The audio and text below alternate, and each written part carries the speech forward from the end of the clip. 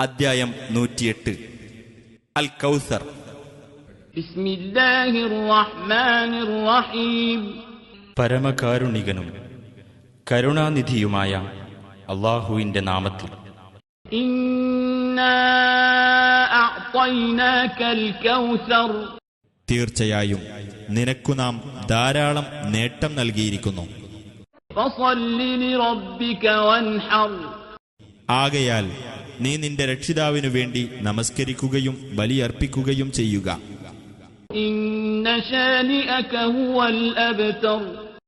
തീർച്ചയായും നിന്നോട് വിദ്വേഷം വെച്ച് പുലർത്തുന്നവൻ തന്നെയാകുന്നു വാലറ്റവൻ അഥവാ ഭാവിയില്ലാത്തവൻ.